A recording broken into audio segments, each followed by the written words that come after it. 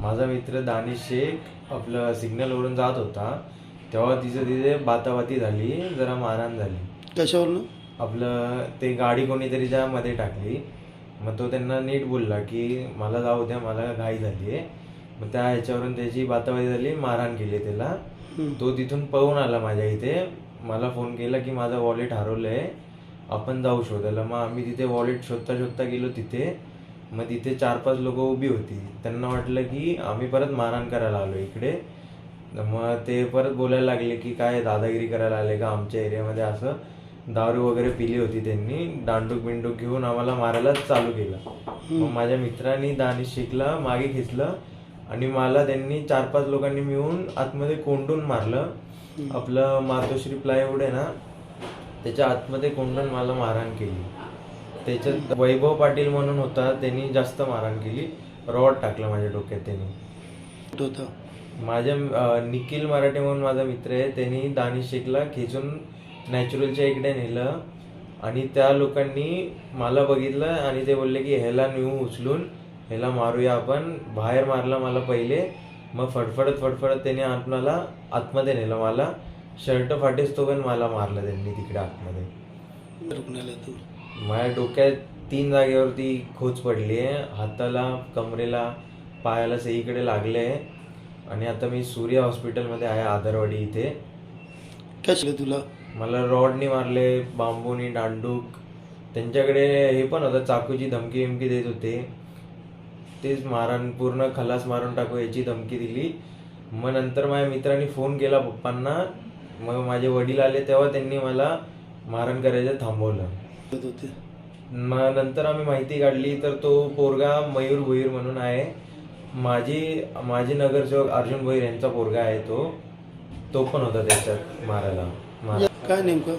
पोलीसवाल्यांनी माझी फरियाद घेतलीच नाही. हा विषय होता, ते मयूर भोईरचं नाव होतं म्हणून ह्या विषयावरती त्यांनी काही केलंच नाही. फक्त दानिश शेखची फरियाद घेतली. त्याला एवढं काय लागलं नाही, पण त्यांनी माझी घेतली नाही फरियाद. आता काय मागणी तुझी?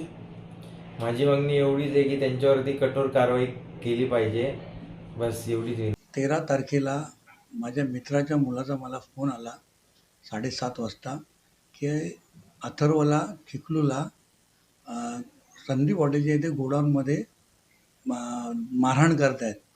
तर मी घरनं ताबडतोब निघालो. त्याला बघण्यासाठी मला ते गोडाऊन सापडलं नाही 10 मिनटं. तर मी तेवढ्यामध्ये तिथे गेलो तर मला निखिल दिसला. निखिलने सांगितलं या ठिकाणी आतमध्ये नेलेलं आहे. तर तिथे बिर्याणीचं दुकान आहे आणि ते प्लायचं दुकानचं गोडाऊन आहे. त्या दुकानाच्या आतमध्ये गेल्यानंतर बघितलं तर 20-25 माणसं, पोरं होती तिथे. त्यांनी ह्याला मारहाण केली होती. मग मी ह्याला, माझ्या मुलाला पकडलं, वाचवलं. तर त्याच्यामध्ये पाटील नावाचा मुलगा आहे, वैभव पाटील. तो मला धमक्या देत होता, तुझ्या मुलाला आम्ही खलास मारू, तू काय करणार आहे रे आमची. तर मी त्याला रिक्वेस्ट केली सगळ्यांना की बाबा रे, काय असेल तर मला सांगा, मला फक्त त्याला बघू दे. तर त्यांनी माझ्यावरती पण जोर चढवला होता. पण काही मध्यस्थी पडले. माझ्या तिथून कसाबसा मी तिथून निघालो बाहेर आणि तिथून बाहेर आलो. आणि मग मी माझ्या मुलाला दवाखान्यात न्यायच्या ऐवजी, दवाखान्यात नेणार होतो तेवढं मी गेलो खडकपाट पोलीस स्टेशनला. ह्याच्यापुढे मग आम्हाला रुक्मिणी हॉस्पिटलला पाठवलं. रुक्मिणी हॉस्पिटलमध्ये सांगितलं की जरा याची तब्येत, जरा डोक्यात मार लागल्यामुळे तुम्ही आमच्याकडे इथे होणार नाही, काय तुम्ही पुढे हलवा. पुढे हलवा म्हटल्यावर ॲम्ब्युलन्स दिली. मी कळवा हॉस्पिटलला गेलो. कळवा हॉस्पिटलला तिचे उपचार चालू केले. मग त्यांच्या तिथे ते सगळं केल्यानंतर त्यांच्या ब्युरोलिस्ट नव्हता. तर त्याच्यासाठी मला ते बोलले तुम्हाला प्रायव्हेट हॉस्पिटलला जायला लागेल, तर तुम्ही प्रायव्हेट हॉस्पिटलमध्ये जा. तर तिथे माझी ओळख नसल्यामुळे मी परत कल्याणला आलो आणि सूर्या हॉस्पिटल आहे तिथे त्याला ॲडमिट केलं. ॲडमिट केल्यानंतर आता तिसरा दिवस आहे आमचा.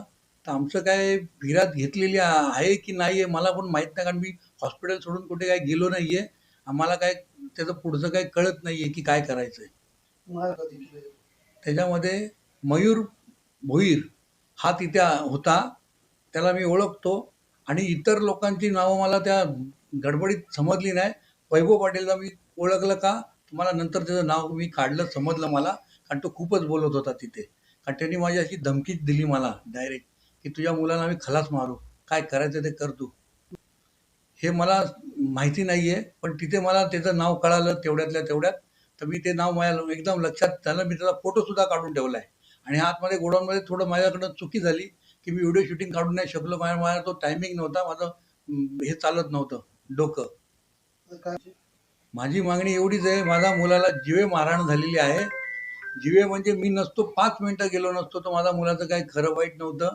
माझा मुलगा चांगला स्पोर्ट्समॅन आहे. तो महाराष्ट्राच्या टीममधनं रग्बी खेळतो. बिर्ला कॉलेजचा लास्ट इयरचा स्टुडंट आहे. आणि तो डेड लिफ्ट करतो. 230 ते 240 किलो वजन उचलतो. आता ह्याच्यापुढे हा कसा खेळेल? काय करायचं आम्ही? मग कोणाकडे न्याय मागायचा?